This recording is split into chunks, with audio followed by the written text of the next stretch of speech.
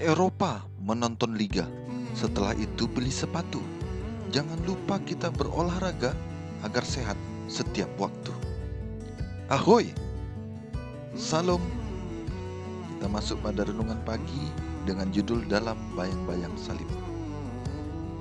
Dengan ayat hafalan, tetapi aku sekali-kali tidak mau bermegah selain dalam salib Tuhan kita Yesus Kristus. Mereka yang berjalan dalam bayang-bayang salib Golgota tidak akan meninggikan diri, tidak akan menyombongkan diri karena mereka telah dibebaskan dari dosa. Mereka merasa bahwa oleh karena dosa-dosa mereka lah yang menyebabkan penderitaan yang menghancurkan hati anak Allah. Dan pemikiran ini akan menuntun mereka kepada penyesalan yang mendalam. Mereka yang hidup paling dekat dengan Yesus melihat dengan jelas kelemahan dan keberdosaan manusia, dan harapan mereka satu-satunya ialah hanya jasa-jasa juru selamat yang tersalib dan yang telah bangkit kembali itu. Sekarang pengudusan menonjol di dunia keagamaan, dan bersamaan dengan itu roh meninggikan diri sendiri dan ketidakpedulian kepada hukum Allah yang menandakannya sebagai yang asing bagi agama Alkitab. Para penganjurnya mengajarkan bahwa penyucian adalah pekerjaan seketika, sekejap, oleh mana melalui iman saja mereka memperoleh kekudusan yang sempurna. Percaya saja, kata mereka, dan berkat menjadi milikmu. Tidak diperlukan usaha-usaha lebih jauh di pihak si penerima. Pada waktu yang sama, mereka menyangkal wewenang dan kekuasaan hukum Allah dan mengatakan bahwa mereka telah dibebaskan dari kewajiban memeliharakan hukum-hukum atau perintah-perintah itu.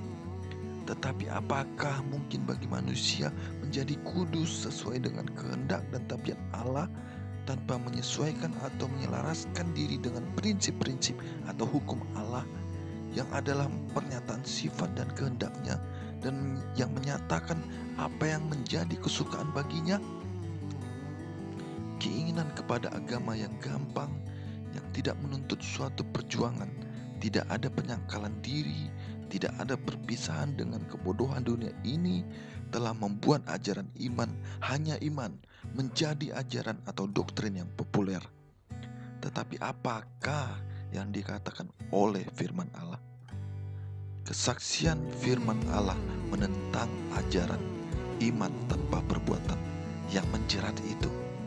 Bukanlah iman yang hanya menuntut kemurahan surga tanpa menyesuaikan dengan syarat-syarat atas mana kemurahan diberikan. Itu hanyalah dugaan, karena iman yang sejati berdasarkan janji-janji dan syarat-syarat Alkitab. Jangan seorang pun menipu diri sendiri dengan kepercayaan bahwa mereka dapat menjadi kudus sementara dengan sengaja melanggar salah satu tuntutan-tuntutan Allah. Perbuatan dosa yang diketahui atau disengaja mendiamkan suara roh dan akan memisahkan jiwa dari Allah. Kita tidak dapat mengatakan seseorang suci tanpa mengukurnya dengan satu-satunya standar kesucian, baik di surga maupun di dunia. Alfa dan Omega jilid 8 halaman 493 dan 494. Anugerah dari Juru Selamat. Sebab karena kasih karunia kamu diselamatkan oleh iman. Itu bukan hasil usahamu, tetapi pemberian Allah. Efesus 2 ayat 8. Kita harus belajar di dalam sekolah Kristus.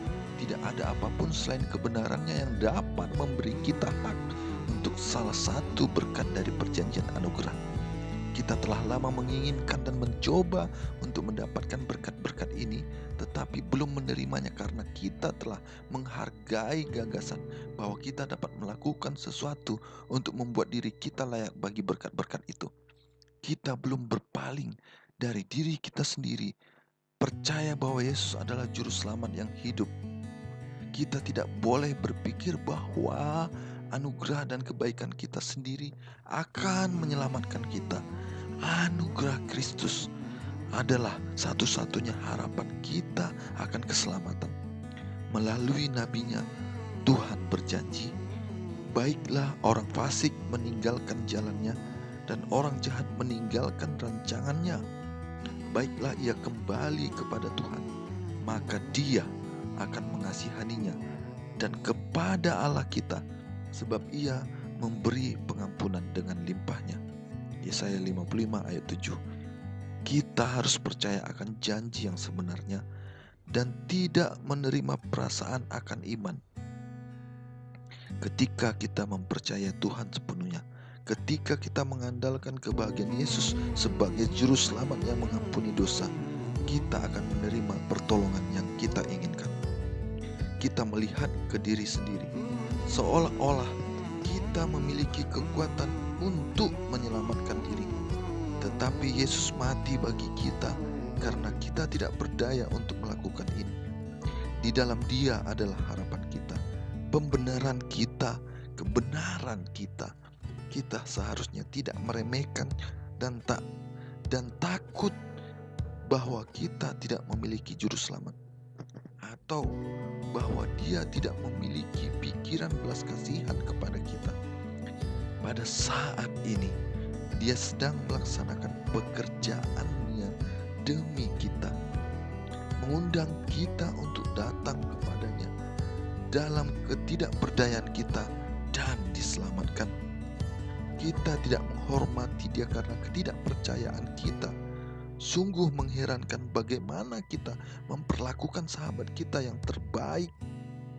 Betapa sedikit kepercayaan diri kita beristirahat di dalam Dia yang mampu menyelamatkan kita sepenuhnya dan yang telah memberi kita setiap bukti kasih-Nya yang besar.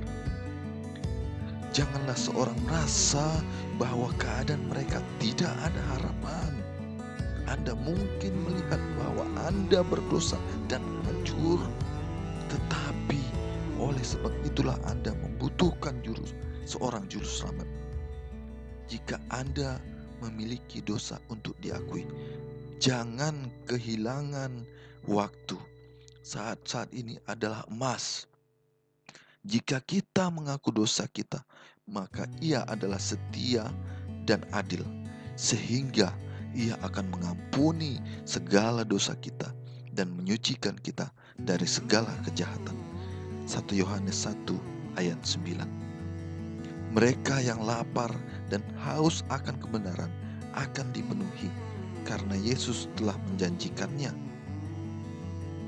Penyelamat yang mulia, tangannya terbuka untuk menerima kita, dan hati kasih-Nya yang besar menunggu untuk memberkati kita. Beberapa merasa bahwa mereka harus dalam masa pencobaan dan harus membuktikan kepada Tuhan bahwa mereka direformasi sebelum mereka dapat membuktikan dan menuntut berkat-Nya. Tetapi jiwa-jiwa yang terkasih ini dapat menuntut berkat bahkan sekarang. Mereka harus memiliki kasih karunia-Nya, Roh Kristus, untuk membantu kelemahan mereka, atau mereka tidak dapat membentuk karakter Kristen. Yesus suka pada saat kita datang kepadanya sebagaimana kita adanya, berdosa, tidak berdaya, dan bergantung padanya. Selected Message, buku 1 halaman 351 dan 353. Teladan dari penyucian yang benar. Setiap orang yang menaruh pengharapan itu kepadanya menyucikan diri sama seperti Dia yang adalah suci. 1 Yohanes 3 ayat 3.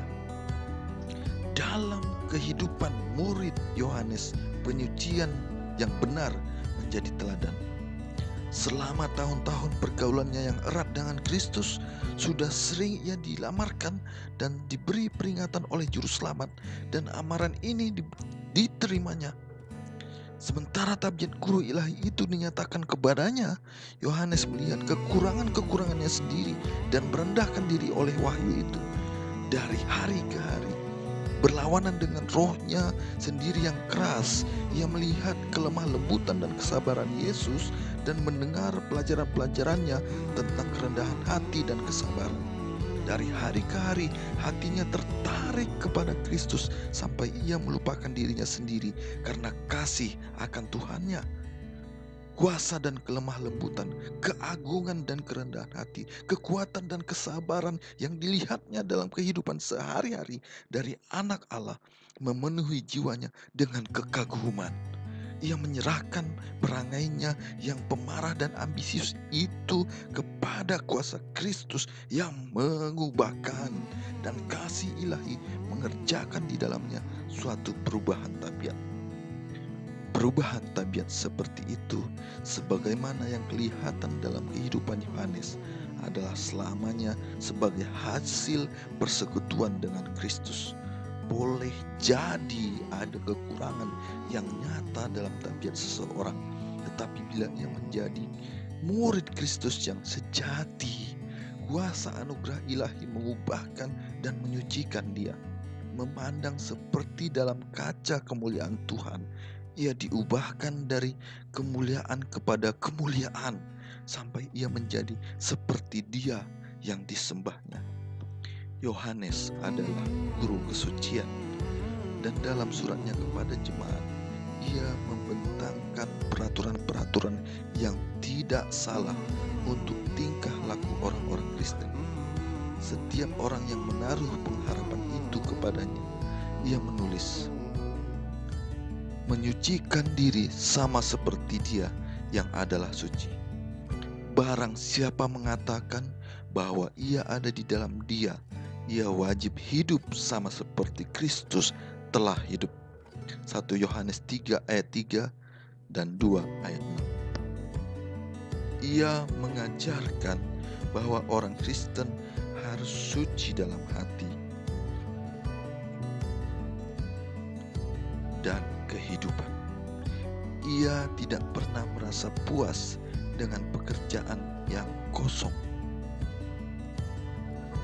Sebagaimana Allah suci pada lingkungannya, demikian juga manusia yang sudah jatuh oleh iman kepada Kristus harus menjadi suci pada lingkungannya. Karena inilah kehendak Allah. Rasul Paulus menulis, pengudusanmu. Baca 1 Tesalonika 4 ayat 3. Pengudusan jemaat adalah tujuan Allah dalam segala perlakuannya terhadap umatnya. Ia telah memilih mereka dari kekekalan supaya mereka boleh menjadi suci. Ia mengaruniakan anaknya mati bagi mereka supaya mereka boleh menjadi suci. Supaya mereka boleh disucikan melalui penurutan hukum, terlepas dari segala kehampaan diri sendiri. Dikutip dari buku Alfa dan Omega, jilid 7, halaman 470 sampai 472. Pak Camat suka berkebun, Bu Camat suka menjahit. Cuci tangan pakai sabun agar tidak terkena penyakit. Demikian renungan pagi kita. Kiranya kita dibawa semakin dekat kepada Tuhan dan berserah kepada Tuhan saja dalam segenap hidup kita dengan iman yang kuat dan menunjukkan iman kita dengan perbuatan-perbuatan kita yang memuliakan Tuhan dan diperbaharui oleh kuasa Yesus. Sampai jumpa. Poka-poka Horas.